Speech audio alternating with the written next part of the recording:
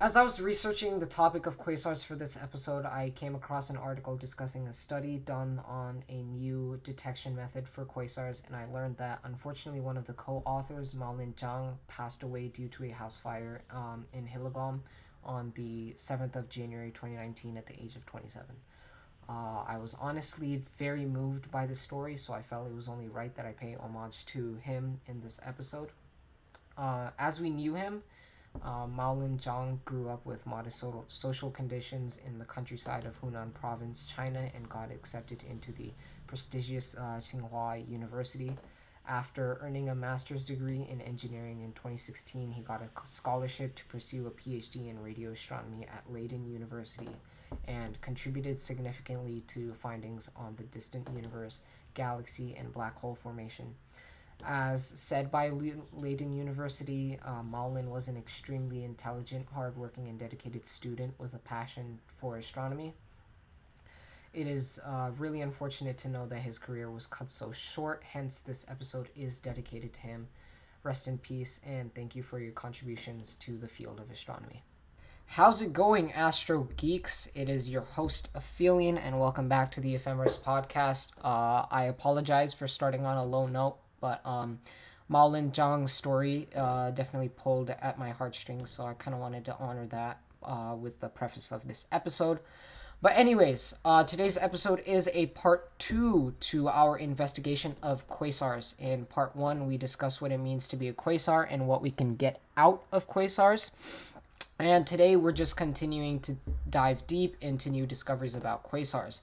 So, the first contemporary discovery that we're talking about today is detecting quasars themselves and how there are some new methods that can help us with that. So, in the last episode, I do remember talking about a big caveat for quasars, and that was that they're really hard to find and they're really hard to pinpoint.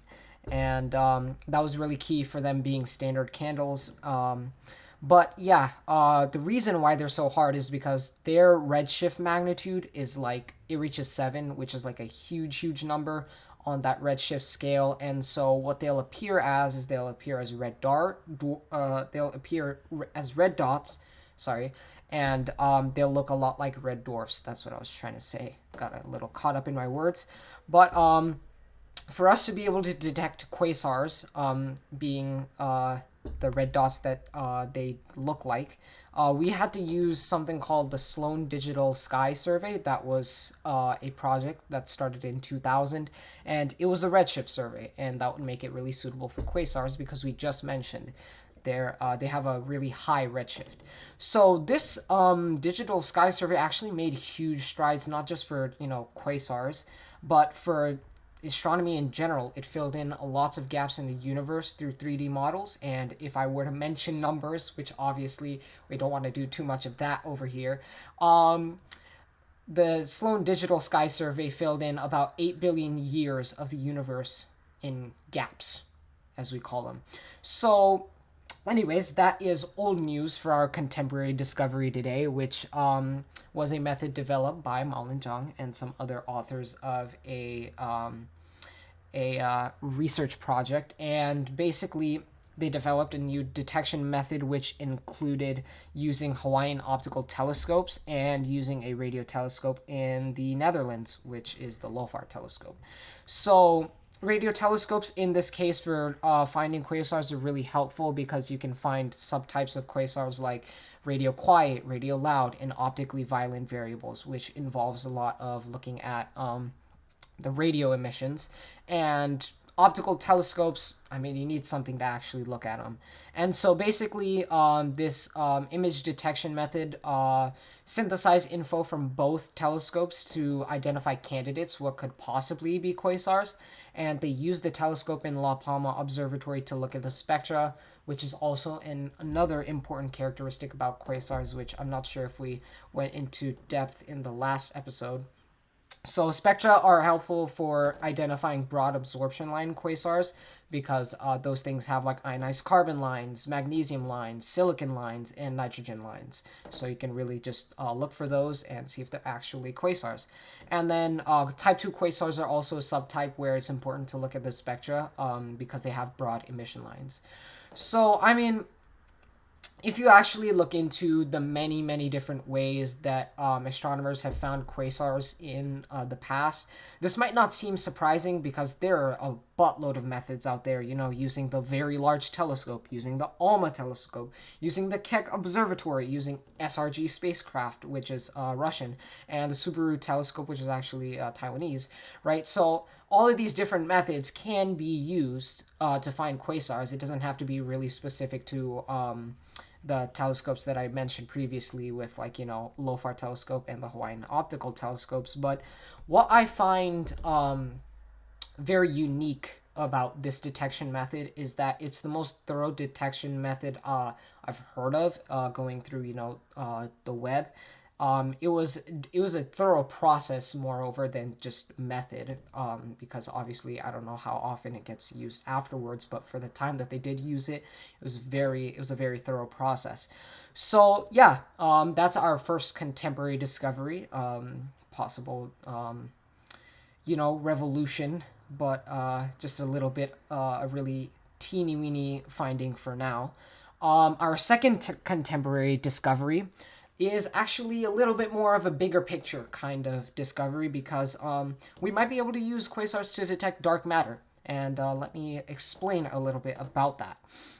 So the theory goes that dark matter tends to form clumps because they don't move much. They're not like, you know, very energetic particles. And that makes them really the biggest mystery of the universe. They don't radiate anything, they barely have any speed, they clump up. So it's very difficult to find evidence of this. And so back to the assumptions. Sorry, I was off on a tangent. We assume that they're really weak particles, not consisting of your typical neutrons, electrons, protons, which is another reason why they're so mysterious. Yeah, so I mean, that can really draw kind of a correlation to us considering that dark matter are like weakly interactive massive particles, which I feel like I talked about a couple of episodes ago. But again, tangent. Sorry about that. So, anyways, around galaxies and big celestial objects, we have confirmed the existence of large clumps because of the effects of gravity on them. Obviously, we can't see them, so the only way to really prove that there's dark matter or something happening with dark matter in anywhere in the cosmos is just looking at gravitational effects. Now, one interesting thing though is that we haven't proved the existence of small clumps. We've generally thought of them to be just big clumps near galaxies and all of that kind of stuff. But lo and behold, comes quasars, and astronomers use quasars to analyze how their emission of light changes as it travels through the universe. And the study showed that their light tends to get distorted. Big shock. Not like we've seen gravitational lensing. And yeah, that's an important part about this contemporary discovery is that it was an article written in 2020, and we're now in 2023 where we have James Webb Space Telescope data. So a little bit of this is going to sound like old news. But yeah, basically, the gravitational lensing they're able to see through these quasars help them identify dark matter clumps in our line of sight, and they could compare what they saw from Hubble with the Sloan Digital Sky Survey. So, Sloan Digital Sky Survey, again, if you're not convinced that it's really significant, here we go. We're using it for detecting dark matter because it's just that helpful of a sky survey. So, last story I saved I saved the best one for last. And this one is about vanishing quasars. I know I mentioned I would go over this in part 1, so here we are. Let's get right into it. Astronomers have found quasars that just vanish. That's about as simple as it gets if you're just to look at the tip of the iceberg. But let's obviously dive a little bit deeper into that. Basically, astronomers detected quasars that change appearance in less than a year, which sounds ridiculous because quasars turning into normal galaxies, if that's how it works out, that would be like such a short time, like less than a year, Earth year. That is so small in galactic evolution. It just doesn't make any sense. So theory suggested that these observations were due to the fact that what we were looking at was not actually a quasar, or the quasars were being blocked by interstellar medium, which these two are both extrinsic factors, which is going to be an important detail later. And basically, these two extrinsic factors were ruled out. So, these astronomers looked into it even deeper. They looked at 111 rapidly changing quasars that were observed. And it turns out that the reason why these quasars vanish has to do with that accretion disk that we talked about in part one. So, the accretion disk actually has a torus, which is an outer layer of dust. Hopefully, I'm saying torus right. I don't know if I am or not. But anyways, the accretion disk sends light towards the torus and changes the emission from visible to infrared light. And so basically what that seems to us is that it looks like an echo, because it turns from visible to just infrared emissions. So astronomers thus concluded that vanishing quasars were due to internal or intrinsic circumstances. So hence the reason why the extrinsic factors didn't really hold up. It suggested that quasars could have fluffy accretion disks, which is actually big because that breaks our understanding of accretion disks. We've always assumed that they should be really, really flat because they're around a black hole. Like, how much can really exist around a black hole?